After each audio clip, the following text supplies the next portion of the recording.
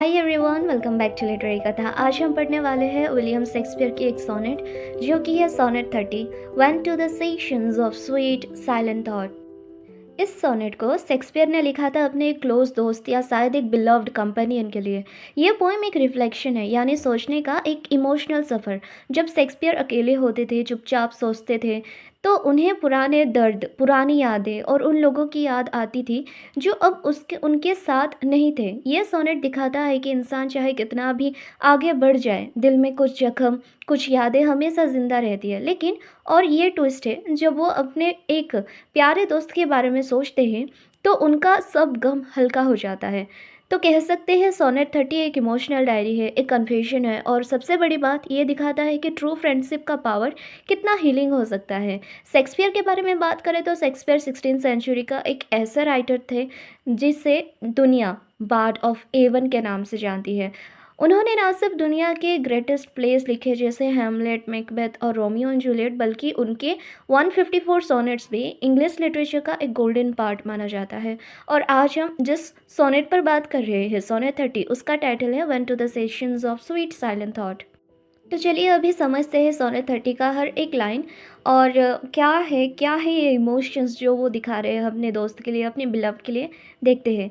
When to the sessions of sweet silent thought. जब मैं चुपचाप बैठता हूँ और पुराने वक्त के बारे में सोचता हूँ, जैसे दिमाग एक कोर्ट रूम बन जाता है और यादें उसमें घूम रही होती है। I summon up remembrance of things past. मैं उन पुरानी बातों को याद करता हूँ जो कभी मेरे लिए इम्पोर्टेंट थी। पिछले दर्द, खुशी, लोग, सब कुछ दोबारा आंखों के सामने आ जाता है। I sigh the lack of many a thing I sought. मैं उन चीज़ों के लिए अफसोस करता हूँ जो मैंने ज़िंदगी में चाही लेकिन कभी हासिल नहीं कर पाया। एक लंबी सांस, एक रिग्रेट भरे साय निकलती है। And with old woes new wail my dear time's waste. जो पुराने दुख थे उनका दर्द दोबारा महसूस होता है और लगता है जैसे मैंने अपना प्रेसियस टाइम वेस्ट कर दिया। Then I can drown an eye unused to flow. मेरी आंखों से आंसू गिरते हैं जो आम तौर पे कभी रोते नहीं थे। यानी दर्द इतना गहरा है कि आंखों में हर मन ली है, हार आंखों ने भी हार मान ली है। For precious friends hid in deathless night. वो दोस्त याद आते हैं जो अब इस दुनिया में नहीं है, जो मौत के अंधेरों में खो गए हैं जहाँ से कोई वापस नहीं आता। And weep a phrase loves long since cancelled होए। एक पुरानी मोहब्बत का दर्द भी फिर से ताज़ा हो जाता है जो कब का ख़त्म हो चुका था लेकिन दिल से कभी गया ही नहीं। एंड मोन the expense of many a Venice site. उन चीज़ों का अफसोस होता है जो ज़िंदगी से चली गई, लोग, लम्हे, सपने, सब कुछ जो अब सिर्फ यादों में बचा है। Then can I grieve it grievances foregone. मैं उन दुखों को भी याद करता हूँ जो मैंने पहले ही झेल लिए थे, लेकिन जैसे एक पुरानी फाइल दोबारा खोल रहा हूँ ऐसा लगता है। And heavily from woe to woe tell over. And एक के बाद एक पुरानी तकलीफ़ें गिनना शुरू करता हूँ। The sad account of fore bemoaned moan. जैसे मैं एक हिसाब किताब बना रहा हूँ सब गमों का, सारे सैडनेस का। Which I new pay as if not paid before. हर दर्द को ऐसे महसूस करता हूँ जैसे पहली बार हो रहा हो। But if the while I think on thee dear friend. लेकिन जैसे ही मैं तुम्हारे बारे में सोचता हूँ मेरे प्यारे दोस्त, all losses are restored in sorrow end. तो लगता है जैसे हर लॉस वापस मिल गया हो और हर गम ख़त्म हो गया हो। तो दोस्तों, शेक्सपियर ये कहना चाहते हैं कि चाहे ज़िंदगी में कितना भी गम हो, एक सच्चा दोस्त, एक प्यारा इंसान, सिर्फ उसकी याद सारी तकलीफ़ें को मिटा देती है। ये सोनेट सिर्फ पोइट्री नहीं, ये दर्द, याद और दोस्ती की एक मिसाल है। चलिए एक समरी देख लेते हैं।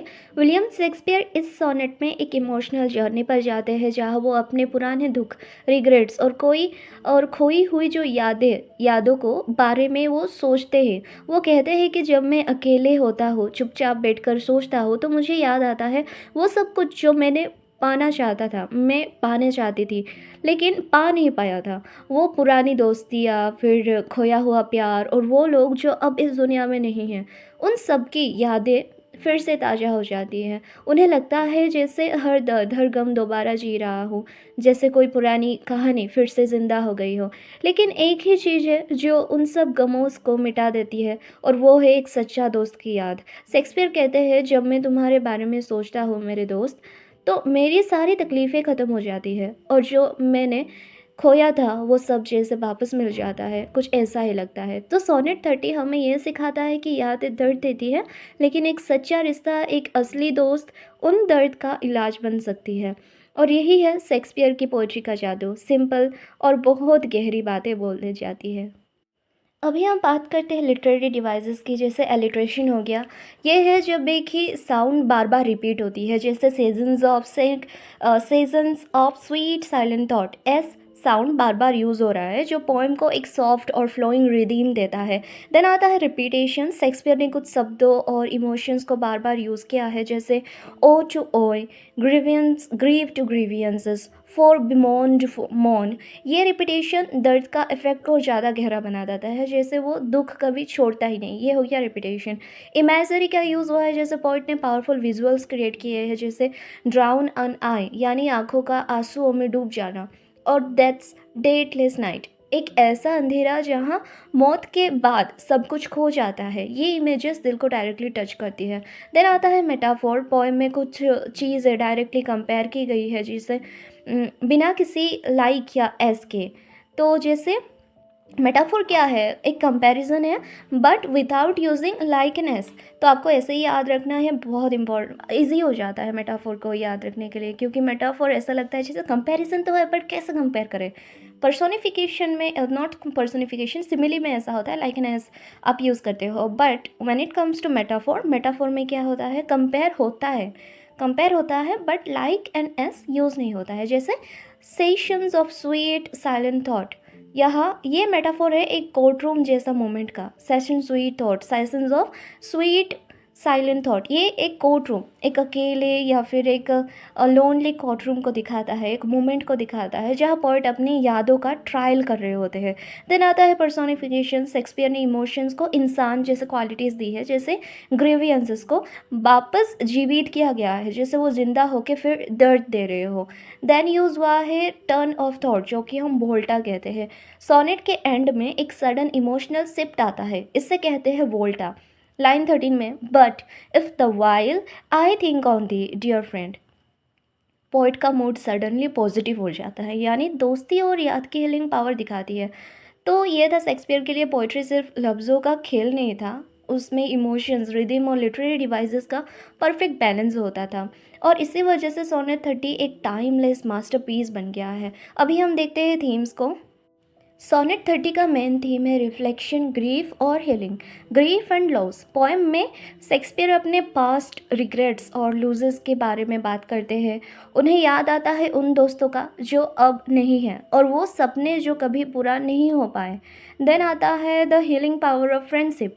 पोएम का सेकंड पार्ट एक पॉजिटिव शिफ्ट दिखाता है, जैसे ही पोएट अपने डियर फ्रेंड के बारे में सोचते हैं, सब दुख खत्म हो जाते हैं। इससे ये दिखाया गया है कि ट्रू फ्रेंडशिप या लव सब दर्द को थोड़ा बहुत दूर कर सकता है।